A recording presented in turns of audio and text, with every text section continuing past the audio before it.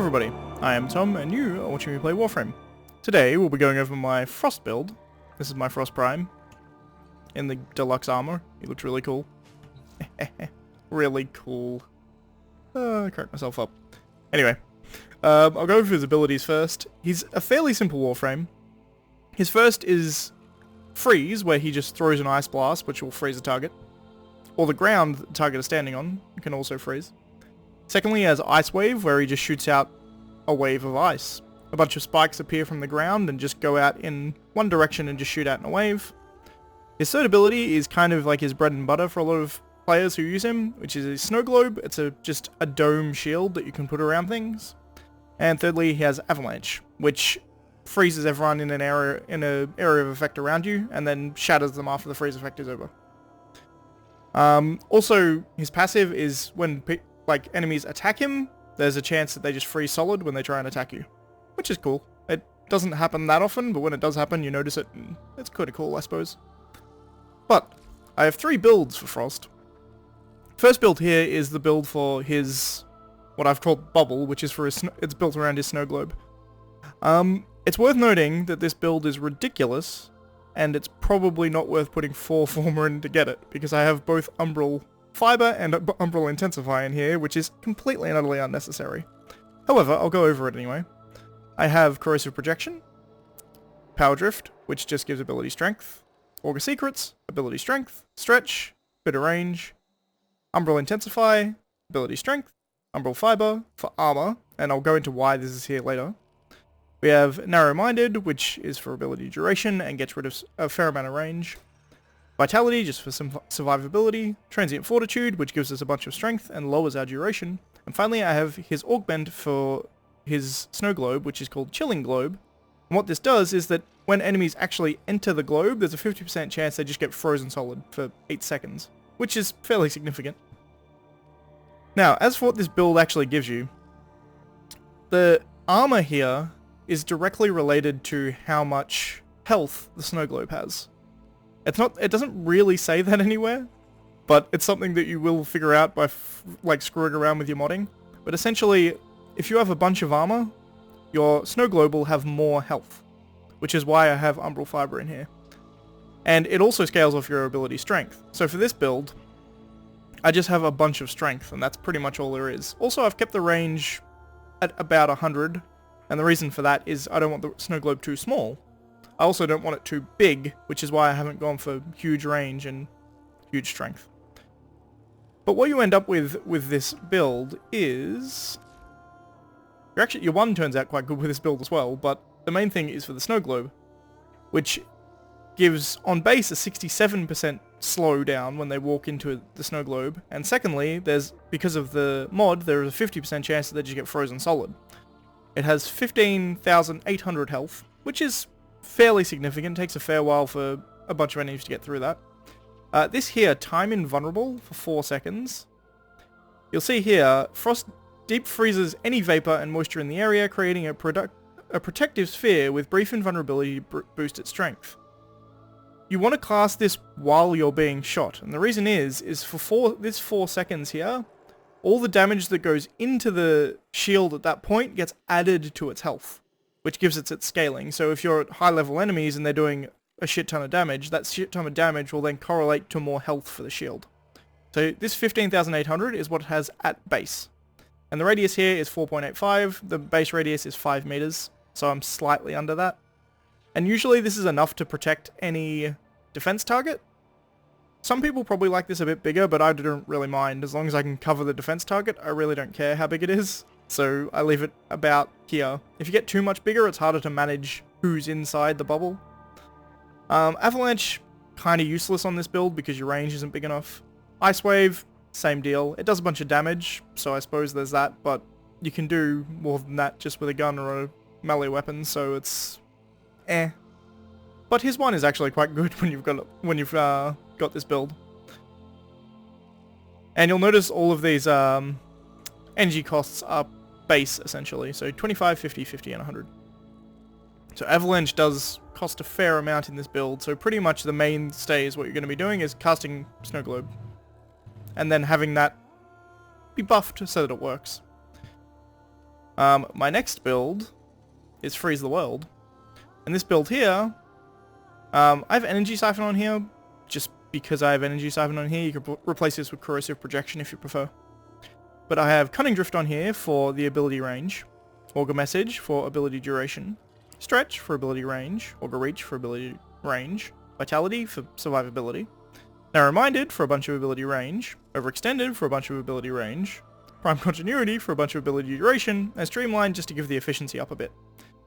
So there's a common theme with this, we're bumping duration and we're bumping range, and you see with this build we have 273% duration and 214% range.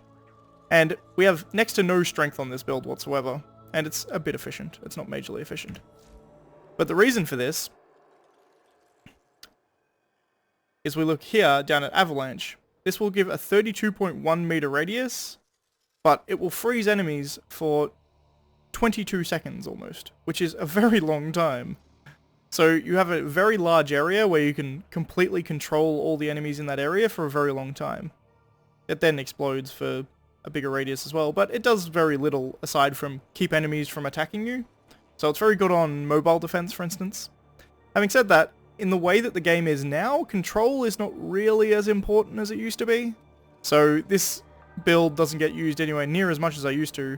And in all honesty, you can use Snow Globe, use the Snow Globe build to protect what you want to protect rather than Avalanche, for the most part. But, I mean, it's not bad. And the final build is Murder Farm. And what this is a bunch of range and a bunch of strength. So we have Corrosive Projection, just because I do. I can actually do that. I don't know why I don't have a max Power Drift in there.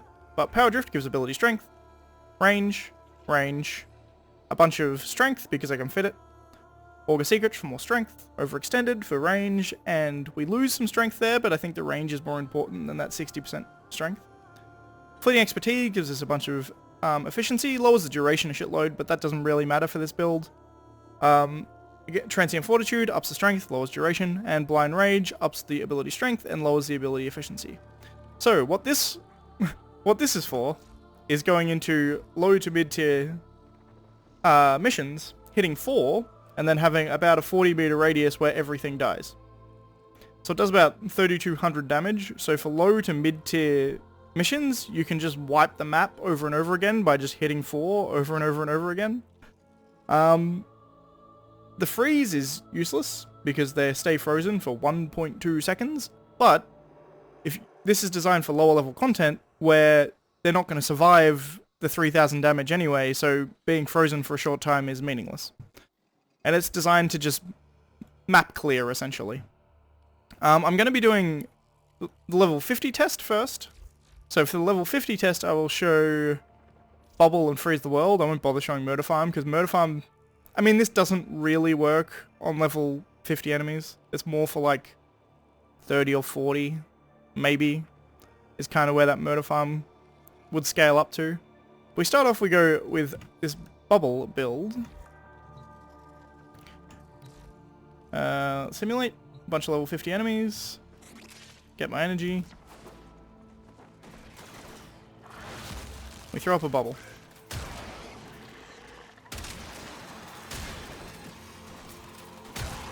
You notice a lot of these enemies are getting frozen when they're trying to enter the bubble. And I'm taking pretty much no damage.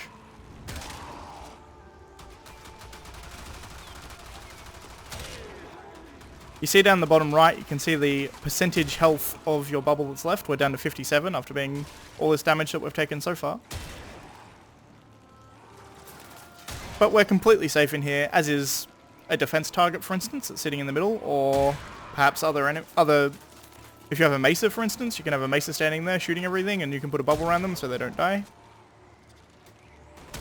Once again, all these enemies trying to attack me from behind and just getting frozen when they enter the bubble because of the augment. And you can pretty much just protect for infinity. And also you can just recast this at any point. Push it back up to 100. The only thing worth noting here is if you want to get rid of the bubble, if you cast your 1 at it, it will shatter. So if you want to reposition it and you don't want to If you've got one in a bad position, essentially. Because it will also block your teammates' bullets trying to go all the way through it, which can be slightly annoying. They can shoot out of it, but they can't shoot into it. Which is why I like this range as well, it's worth noting. This range here is pretty much enough... Oh, you're still alive. This range here is pretty much enough for any defense target in the game, so just leave it at that, and it's pretty much all you need. Whoops. Next up, I'm going to show my second build, which is a freeze the world build. Get some energy, simulate these level 50 enemies, go to the middle, hit 4. And everything is frozen. You can wipe them off at your leisure for the most part.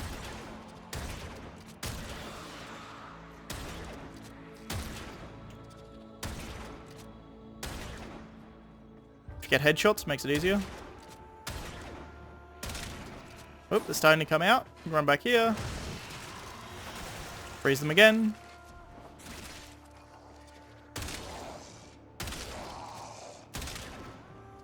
And you can either kill them at your leisure, or you can just leave them frozen. I mean, they're completely controlled at that stage.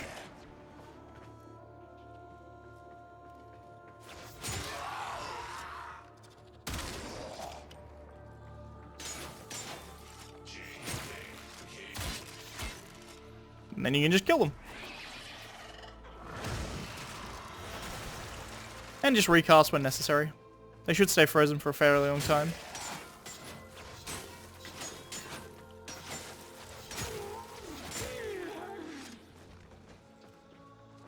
But that's pretty much it. It's a control build, and it works pretty well. And finally, I suppose I will show you the motor farm build on this level as well, because why not, essentially. Go motor farm. Motor farm, because it's for farming low-level content, is why I've called it that. We simulate that. Run to the middle. You're gonna have to kill those two for this to be effective. But you notice the trash mobs still die. It's a bit harder to take down, like... It's a bit harder to take down the heavier units. Like the heavy gunners and the bombards.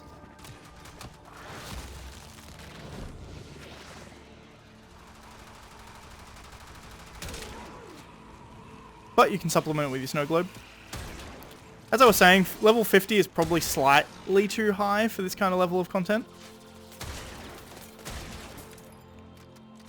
This build is mainly designed for probably, like, at max, about level 40 enemies. But even then, like, level 50, you're still, like, killing all the trash.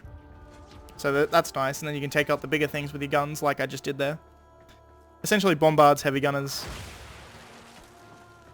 That kind of thing. And then finally, I'll crank this up to the high level test. I won't bother testing motor farm on the high level test because I know it doesn't work.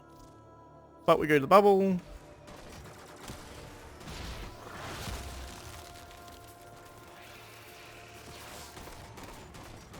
Okay. Now there's a bunch of health. You can kill the enemies as you so desire. Not very well when you're just a frost. It's one downside to this build being that it lacks huge amounts of survivability to frost.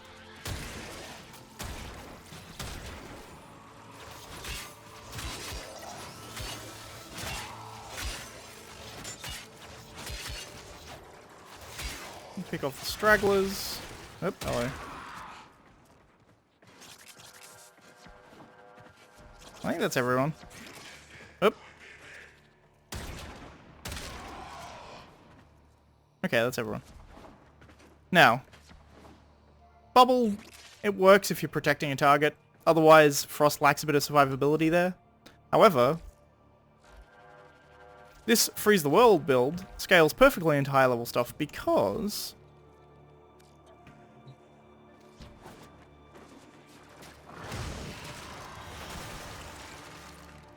it freezes them irrespective of their level.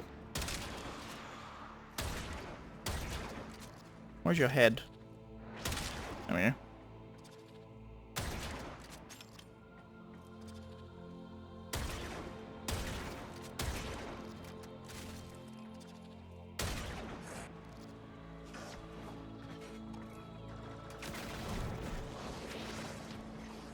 Should have made sure I had energy there.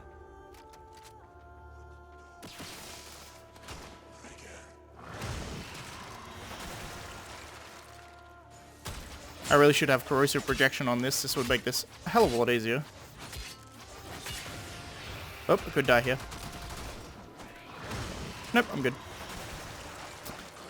It's worth noting I don't have corrosive projection on currently, which is why this is taking as long as it's taking to kill these heavy armored units.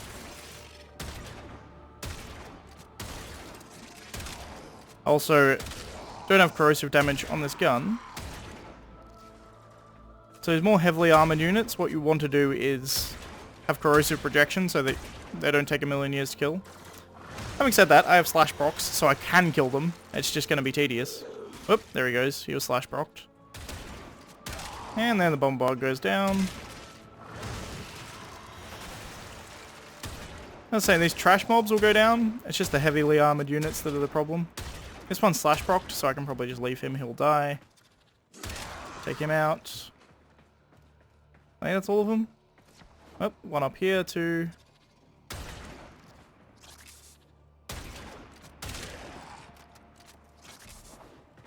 Alright, I think I got everyone. So yeah, that scales quite well. Once again, if you put corrosive projection on, it will make it a lot easier with Grineer units. It took a long time, but there's nothing they can really do to stop you. Which kind of proves my point. Again, if I had like, if I put one of my ludicrous guns on, like if I had my, I don't know, Tigress Prime, do a billion slash procs, make that quicker. But that's essentially all he does. And he does it very well. So that's all, so thanks for watching, I shall see you next time. And next time we'll be taking on... Oops, not what I wanted to do. Garuda, apparently. Who I'll probably have to form her up before next time, because I haven't formed her whatsoever. So I'll get that done. But thanks for watching, and I shall see you next time.